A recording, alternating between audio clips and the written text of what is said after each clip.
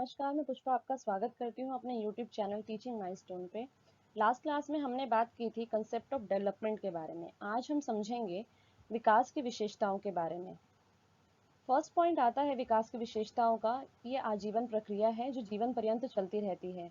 बालक का विकास माँ के गर्भ से शुरू हो जाता है और उसकी मृत्यु तक सभी अवस्थाओं में प्राप्त होता हुआ चलता रहता है। जितनी भी अवस्थाओं से बालक गुजरता है, हर एक अवस्था में उसका विकास होता रहता है, कभी भी रुकता नहीं है। नेक्स्ट पॉइंट इज पैटर्न का अनुसरण करना। पैटर्न के अनुसरण में हम देखते हैं कि जो सभी बालक है उनका विकास एक सामान्य रूप से देखने को मिलता है। जैसे बच्चे का पहले सर पे नियंत्रण आता है, फिर उसके बाद उसके दांत आते हैं, फिर वो चलना सीखता है। तो इस तरीके से वन बाय स्टेप उसका विकास चलता है।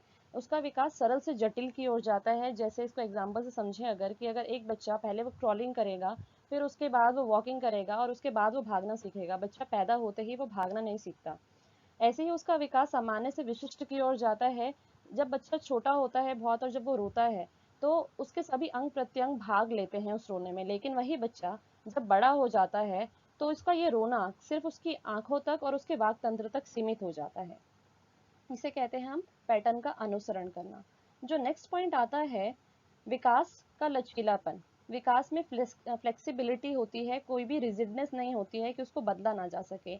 एक बच्चा अपनी पिछली विकास दर की तुलना में बहुत अधिक सुधार कर सकता है अगर उसे अच्छा दिशा निर्देश और माहौल दिया जाए। इसको एक एग्जाम्पल से समझिए।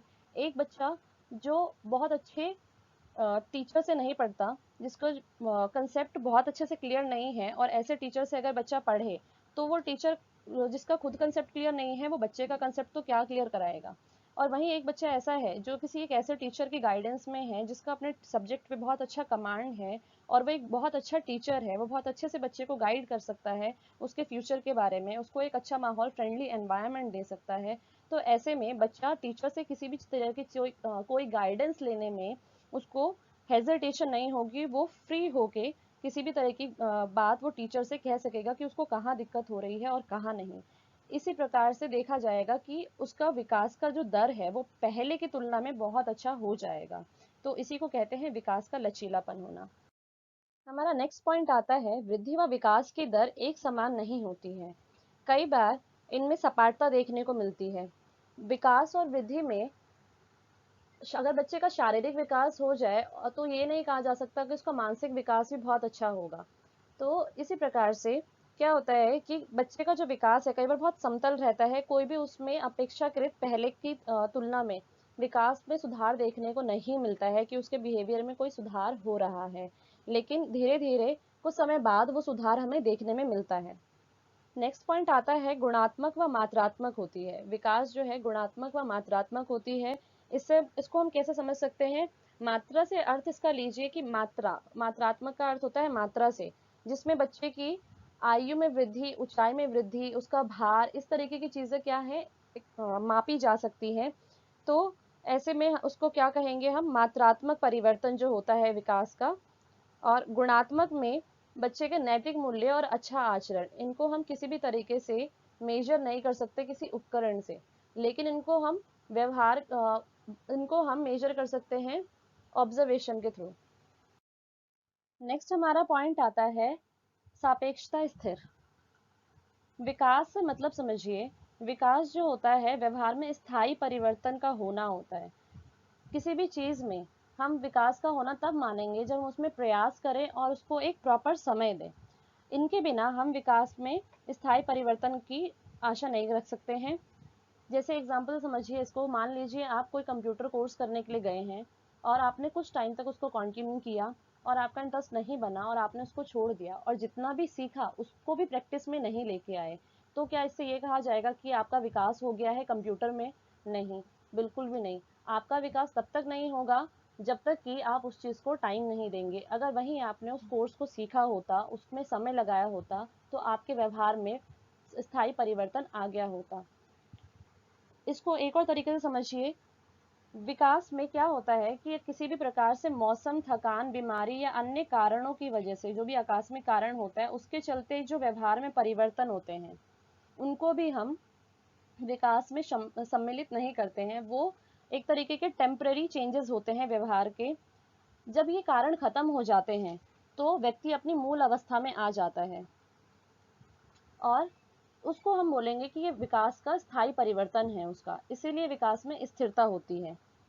नेक्स्ट पॉइंट आता है हमारा बहुआयामी व परस्पर संबद्ध। बहुआयामी का मतलब होता है मल्टी फंक्शनल, कि विकास जो है अनेक क्षेत्रों में देखने को मिलता है और कई बार ये एक साथ देखने को मिलता है या एक समय पर एक विकास भी देखने को मिलता है। जैसे बच्चा जब किशोरावस्था में होता है तो उस समय उसके शारीरिक विकास के साथ साथ मानसिक विकास, संवेगात्मक विकास और भी बहुत तरीके के विकास उसके हो रहे होते हैं, चारित्रिक विकास आदि।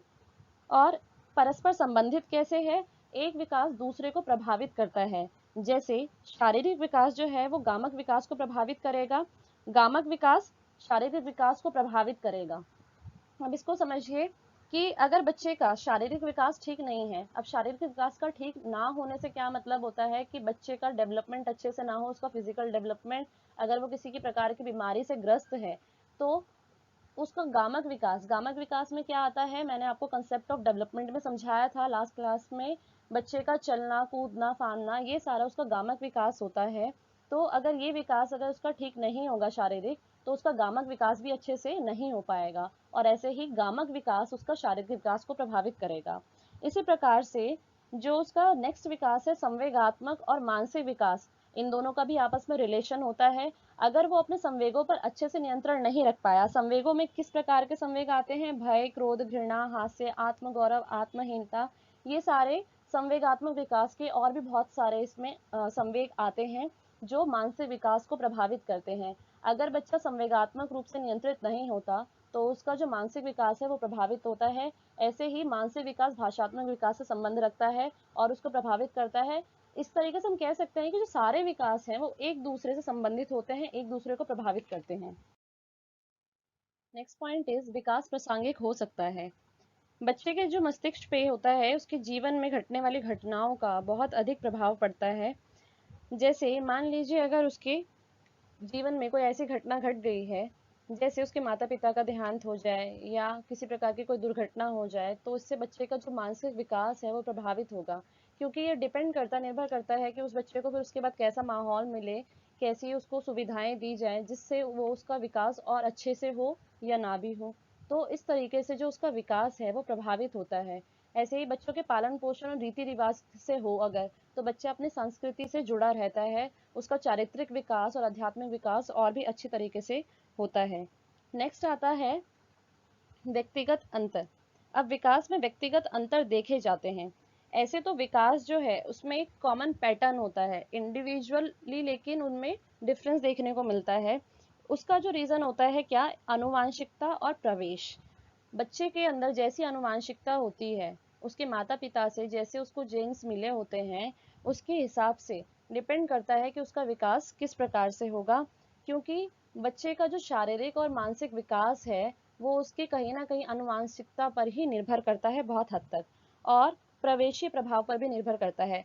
जो आनुवांशिकता है एक प्रकार से वो बीज होता है और परिवेश जो है वो भूमि का काम करता है। तो इन दोनों को कभी भी अलग करके नहीं देखा जा सकता। ये नहीं कह सकते कि एक जो घटक है वो दूसरे से ज़्यादा इम्पोर्टेंट है या दूसरा ज़्यादा इम्पोर्टेंट है परिवेश और आनुवांशिकता में।